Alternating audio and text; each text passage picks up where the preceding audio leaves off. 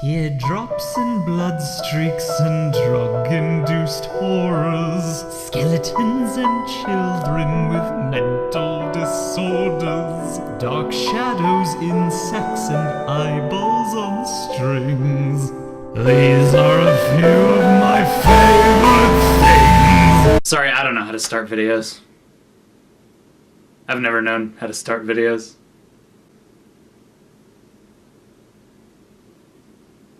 I'm sure we're gonna review video games.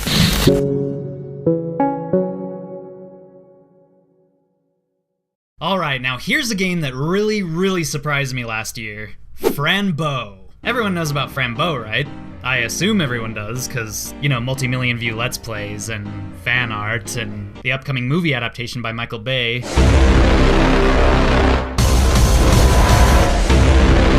I'm kidding, there's no movie, I made that up. Well, for any of you who don't know, Fran is a psychological point-and-click adventure horror game released by Swedish development team Kill Monday. And when it came out last year, it immediately caught my attention. Not only for its dark, twisted, nightmare-inducing imagery, but also for its beautiful-looking art style, and its soft, fuzzy, surreal, children's bookish aesthetic. I also just really like point-and-click adventure games, because I'm like an easily entertained child, and clicking on stuff is fun. The game revolves around a young girl named Fran, trapped in an asylum and stuck in perpetual grief over the loss of her dead parents. Which sounds like the exact same plot as American McGee's Alice.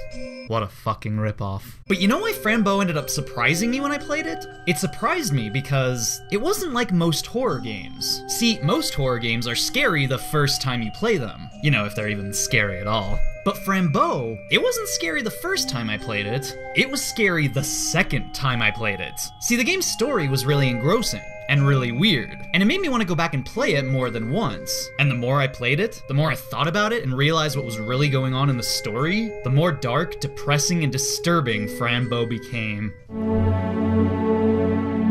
So the game starts out with Fran talking to her doctor about her sad, messed up past. She recalls seeing a beastly Satan-looking monster in her window one night, then soon after hearing a frightening noise. She then remembers walking into a room to find her parents brutally murdered, mangled and chopped into pieces all over the floor. She remembers running away from home in horror that night, with her black cat at her side, Mr. Midnight, who she describes as being her one and only friend. After fainting in the woods, she lost Mr. Midnight, and promptly got found and then taken here to Oswald Asylum, where the game begins. "I'm so tired of all this," says Fran to her doctor. "I just want to go to my room."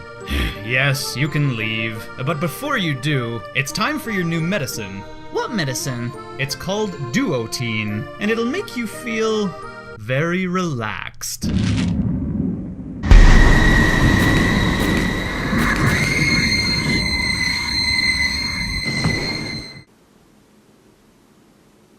Well, that looked fun. And relaxing. The first thing you have to do in the game is escape from the asylum. It's good old point-and-click adventure, puzzle-solving gameplay, but with a slight twist. At any time you want, you can take Fran's pills, which allow you to switch between the normal world and a crazy, morbid hell world. Obviously, not the first game to do something like this, but my god, is it done well. I will laugh at you. I will lie to you. I will hide you inside the shadows.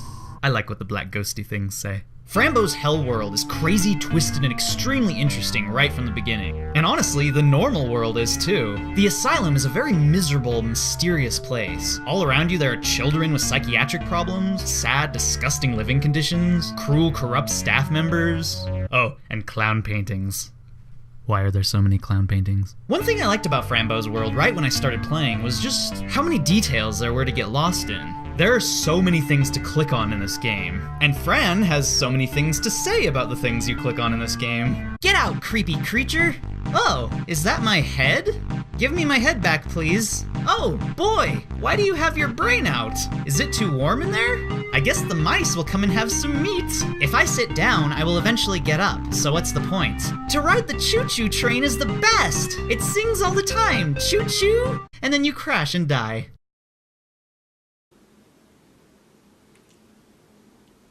Anyway, during the first chapter, you find out Fran has a relative named Aunt Grace, who seems to be the only family she has. So Fran escapes the asylum intending to find Aunt Grace's house, and to hopefully also find her long-lost cat, Mr. Midnight. And oh, the things you see after this. That is a giant ant with a beard and a walking stick, and also a little pet that he calls his beetle pig. Yeah, life isn't weird at all. At this point, Fran Bow is just full of incredible, strange things to see. It very much does become a horror-themed Alice in Wonderland, like that one similar game that it ripped off. But it always retains its own unique personality, and its own original feel that doesn't really feel like any other game I've ever played. Very similar to the game Sanitarium, an older point-and-click adventure with a lot of the same themes, Fran Bow is split into a number of chapters, each of which is so trippy, different, and psychologically confusing, it's hard to make sense of any of it at first. The first chapter is actually the goriest one, the most horrifying, miserable, and disturbing part of the game. But the second chapter is more mystical, like a dark magic little fairy tale. After walking through the woods and meeting the giant ant and everything, Fran next enters a well with a door on it, and then winds up in a small house on an island in the middle of nowhere. Which makes complete logical sense.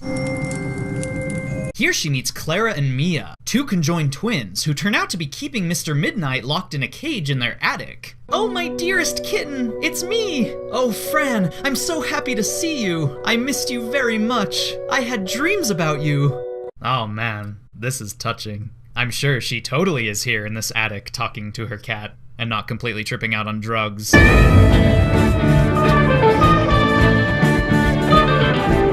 In the third chapter, Fran and Mr. Midnight escape the house, but they suddenly get attacked in the wilderness by the devil creature once again, who's been stalking Fran all throughout the game. After getting attacked, they end up falling off a cliff, but instead of dying when they hit the ground, they somehow find themselves taken to a mysterious land called Ithursta.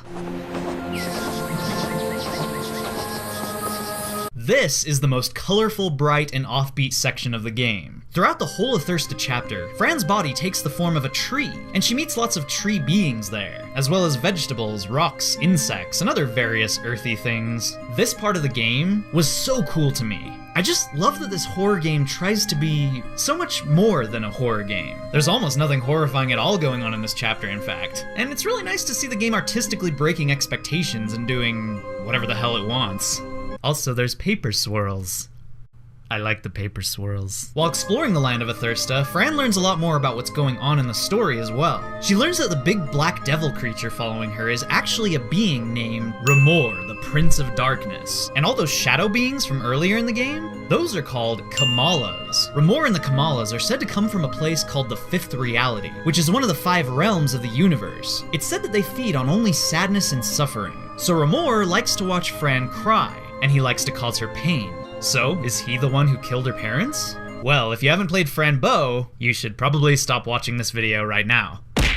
After you exit Ithursta, there are only 2 chapters left in the game. In chapter 4, you meet Fran Bow's imaginary friend, Itward, who despite being an incredibly creepy looking skeleton man, seems to be a source of comfort for Fran, and offers to take her home with his flying machine. Behold, the Itward flying machine. What do you think? I love it! It has many buttons to push. Yes, with this gorgeous piece of machinery, I'll take you home. Word of advice, kids. If a random tall skeleton man asks you to climb aboard his flying machine, probably don't do that. The rest of the chapter takes place on the machine itself, as Fran and Itward take off into the sky. But unfortunately, while they're in the air, the machine unexpectedly gets attacked by the Kamalas, and starts to go down. This actually leads to one of the most heartbreaking scenes in the game, in my opinion, where Itward tells Fran it's too late, that the ship is going down, and that he can't take her home anymore. Hearing this, Fran starts crying and holds Mr. Midnight as the machine begins to crash, and then Itward kneels down to comfort her, promising he'll always be there when she needs him.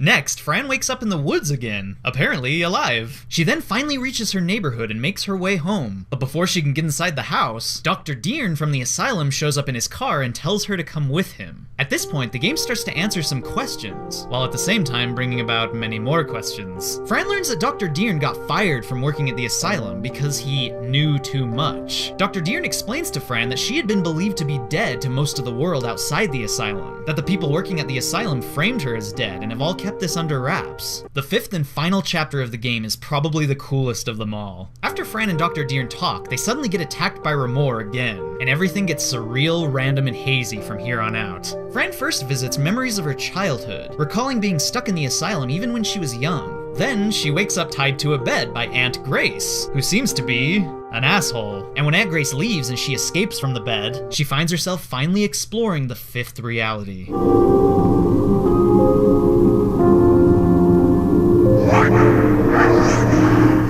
I loved the atmosphere of this place. This was my favorite location to explore when I first played the game. Here, you get to explore creepy hallways floating in the sky, you get to venture deep into the heart of darkness, and you even get to meet a lovely giant eyeball. And then, the end of the game just happens. At the end, Fran finally confronts Remor, demanding to know why she's here and who killed her parents. But Remor convinces her that she was the one responsible for killing her parents. This leads to the final cutscene of the game, where Fran is suddenly in the asylum again. There she finds Dr. Oswald, the owner of the asylum, along with Aunt Grace, who takes Mr. Midnight in a cage and throws him off the edge of the world. Fran goes berserk and tries to strangle Aunt Grace, but then Dr. Oswald steps in with a gun and kills her. The game ends with Fran dying, but after she passes away, all her fantastical creature friends appear. They vanquish Dr. Oswald and Aunt Grace, and then they take her away, possibly to safety, or possibly into the afterlife.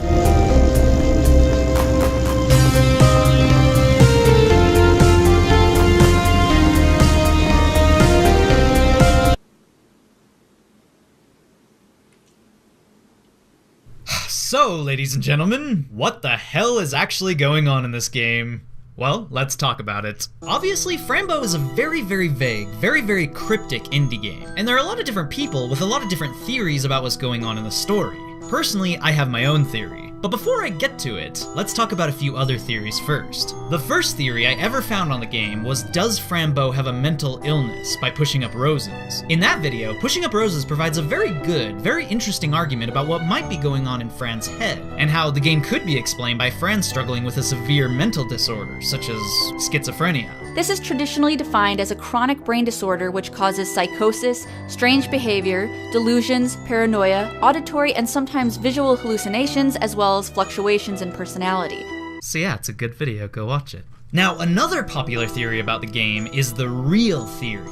Maybe everything Fran sees is actually totally real, and the game is actually a fantasy game or a science fiction game. It's very possible that what's going on in the game is that Fran actually has supernatural powers in her brain, and she can see things that other people can't. One thing that supports this theory in particular is the car scene, where during a psychotic episode, Fran discovers Dr. Deern was abused by his father when he was a little boy. But then, when she mentions it out loud afterward, Deern wonders how she ever could have possibly known that. And really, how could she have known that? So, is everything in the game real? Is Remor real? And did he really force Fran to kill her parents? Well, I don't think so. I have another theory about the game, a much more depressing theory. Remember how I said the game scared me more the second time I played it?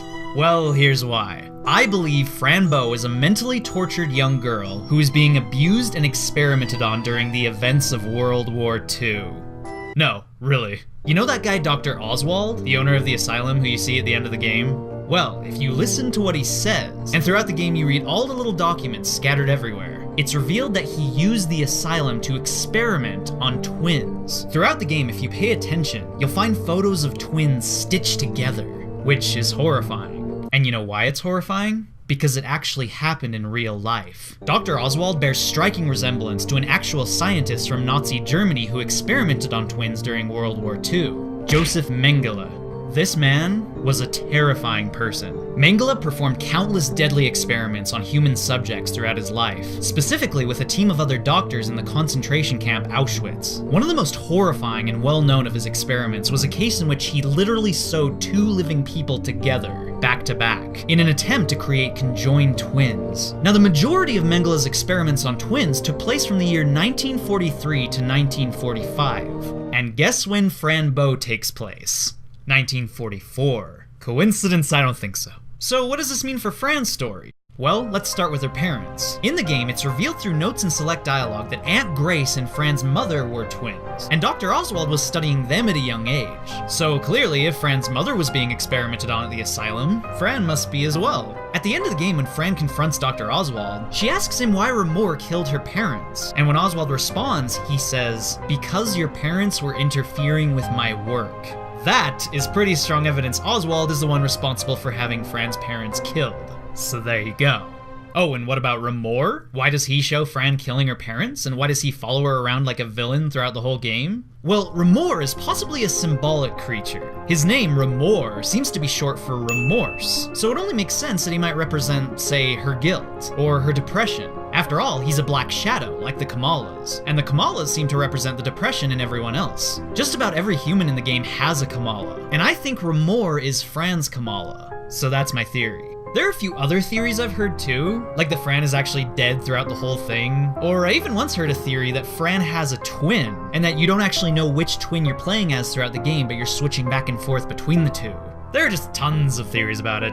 But what about the adventure itself? What is actually happening throughout the gameplay? Well, I watched a video called Franbo Explain, a really wonderful in-depth video by Sparrow Games. And after watching that video, I think everything's pretty clear to me now. Here are the events of the game in order. The intro. Dr. Oswald has Fran's parents killed, possibly with the help of Aunt Grace, because she's an asshole. Fran sees her parents murdered and runs away from home with Mr. Midnight. Fran is then taken to the asylum, separated from Mr. Midnight, and Mr. Midnight ends up dead and never seen again. Chapter 1. Fran escapes the asylum. She also gets crazy red pills that make her hallucinate. Chapter 2. Fran walks through the woods, heavily drugged on pills and hallucinating more and more. She then walks into a well where she meets Clara and Mia at their house. What's actually going on here? Well, at one point later in the game, it's revealed that two twins were once sewn together by Dr. Oswald, and after both twins died following this experiment, their bodies were later thrown into a well. So most likely, Fran has stumbled around in the woods and actually fallen into the twins' well, where their dead bodies are rotting. She's probably seeing all this in her head, while in reality she's stuck at the bottom of the well with dead corpses, trying to climb out. Creepy, right? Anyway, chapter 3. Fran falls off a cliff and goes to a Thirsta. This could likely be all a dream, or it could be a real magical journey. In a Thirsta, Fran believes herself to have become a tree, which is obviously the way a young girl's mind would relate to being paralyzed. Good point. Chapter 4. Fran takes a ride on Itward's flying machine. Likely, Fran is just talking to her imaginary friend in her head and is hallucinating all of this while making her way home on foot. There's also a crashed, broken up bike at the beginning of the next segment, so she could have just been riding a bike this whole time. And maybe she crashed the bike while imagining her and Itward crashing in the machine. Also, like I said, Mr. Midnight isn't with her. He's dead. This is confirmed in the second half of Chapter 4 when Fran digs up her parents' dead bodies and finds Mr. Midnight's skeleton. Not to mention the part where he gets thrown into the void at the end. Chapter 5. Fran gets picked up and taken back to the asylum where she confronts the truth and meets her end at the hands of Dr. Oswald. What happens after this is really up to you. Are the magical creatures real? Are they taking Fran away to a Thirsta? Is she dying?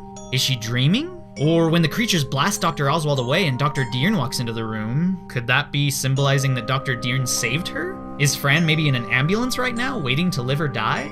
I guess there's no way to be certain, but one thing we can be certain of is that Franbo is an awesome game. And you know, it's kind of an optimistic game. Despite its darkness, its sadness, and its complete twisted, morbid fucked upness, there's a lot of hope to this game. Before I end the video, I want to bring up one more thing. Remember in a Thirsta when Fran learns about what the Kamalas are? Well, while she's there, she also learns about another type of creature. The Valakas. Valakas are creatures of pure light, who feed on virtue and goodness. Unlike the Kamalas, who feed on misery and come from the fifth reality, the Valakas come from the first reality, the realm of light. And it's said that if a Kamala chooses to, it can enter the first reality itself and become a Valaka. I just thought that was a really beautiful part of the game. It's hopeful, and it makes me feel like the entire game could be hopeful. After all, at the very, very, very end, when Fran is flying away into the sky, she does say one last thing before the credits roll. I still don't know many things, but one thing I do know, that between guilt and fear, I choose happiness.